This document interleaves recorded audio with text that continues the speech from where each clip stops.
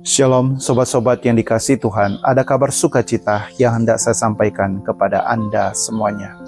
Sobat-sobat yang dikasihi Tuhan, dalam khotbah apostolik Bapak Paus Yohanes Paulus II dengan judul Familiaris Consortio, Teologi Keluarga, Bapak Paus Yohanes Paulus II mengatakan seorang ayah adalah uskup di rumah. Dan uskup itu adalah penilik pengawas, dia adalah pemimpin, dan juga secara keluarga dia memimpin kerohanian di dalam keluarga. Oleh karena itu diminta oleh setiap bapak rumah tangga, kepala rumah tangga, memberikan contoh teladan yang baik kepada istrinya dan kepada anak-anaknya. Istrinya adalah pastor di rumah dan anak-anak itu adalah umat yang di dalam rumah. Dan ini disebut sebagai gereja domestik, gereja kecil. Dan pada hari Minggu gereja domestik, gereja kecil ini berkumpul dengan gereja-gereja domestik yang lain di dalam sebuah gereja yang besar disebut sebagai gereja universal.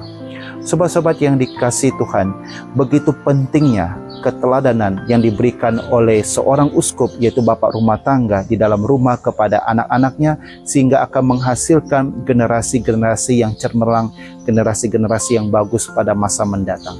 Sobat-sobat yang dikasihi Tuhan, Injil hari ini mengisahkan bagaimana Yesus sungguh-sungguh mengatakan bahwa Bapa bekerja sampai sekarang, maka aku pun bekerja sampai sekarang.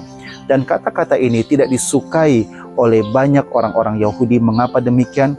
Karena dengan mengatakan demikian, dia menyamakan dirinya dengan Allah Bapa sendiri. Mari kita kembali pada konsep budaya orang Yahudi. Orang Yahudi itu mempunyai konsep bapa dan anak yang sangat luar biasa. Contohnya demikian. Ketika seorang bapak rumah tangga, kepala rumah tangga, sebuah keluarga mendapat undangan pesta, terus dia tidak bisa menghadiri dan dia mengutus anak sulungnya, anak laki-laki, untuk menghadiri pesta tersebut. Dan ketika anak sulungnya itu datang ke tempat pesta tersebut dan menghadiri pesta tersebut, ketika dia masuk dalam ruangan pesta, orang-orang sekitar akan melihat bapaknya sudah hadir di situ. Nah, inilah konsep antara bapa dan anak dalam budaya Yahudi. Maka itu kehadiran Tuhan Yesus dengan mengatakan Bapa adalah Allah di surga, dengan kehadiran Tuhan Yesus di dunia itu menunjukkan bahwa Bapa juga hadir bersama dengan dirinya di dalam dunia ini. Sobat-sobat yang dikasihi Tuhan, dan Yesus sungguh menunjukkan bahwa Bapa saja menghidupkan orang, maka aku pun ikut menghidupkan orang. Bapa menyembuhkan, memulihkan, mengadakan banyak mukjizat, dan ia pun juga mengadakan mukjizat. Sobat-sobat yang dikasihi Tuhan, Yesus bisa melakukan semua itu karena dia sudah melihat keteladanan yang dia lihat dari Bapa di surga. Sobat-sobat yang dikasihi Tuhan, kita kembali pada kehidupan kita kembali pada keluarga kita masing-masing.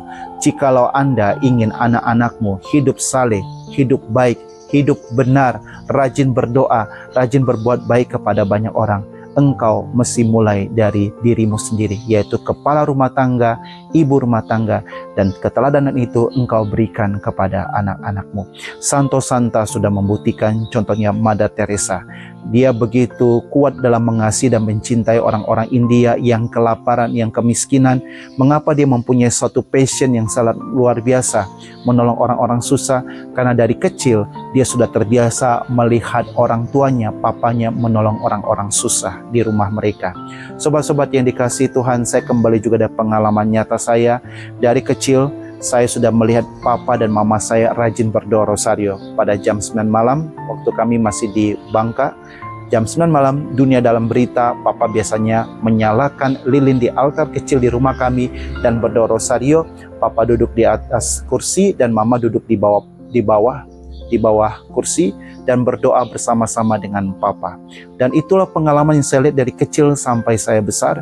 Ketika saya merantau ke Jakarta dan mengalami kesusahan, saya teringat dengan pengalaman teladan yang papa mama berikan kepada saya, sehingga setiap kali di kamar, entah di kos, bahkan di pastoran saat ini saya sudah menjadi seorang imam, saya selalu membuat altar kecil, dan setiap malam jam 9:30 malam saya pasti berdoa rosario, dan teladan itu saya peroleh dari orang tua saya.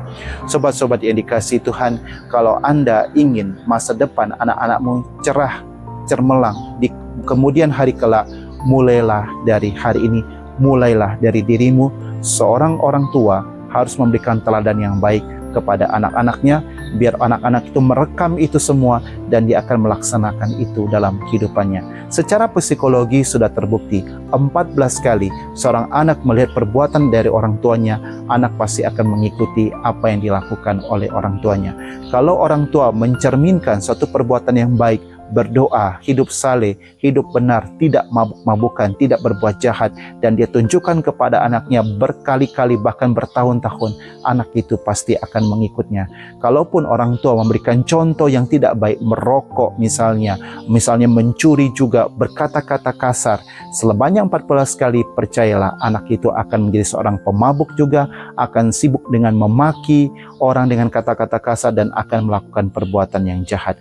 Kita belajar dari Bapa di surga yang memberikan teladan yang baik kepada Tuhan Yesus Kristus, sehingga Yesus Kristus pun juga melakukan hal-hal yang baik kepada banyak orang.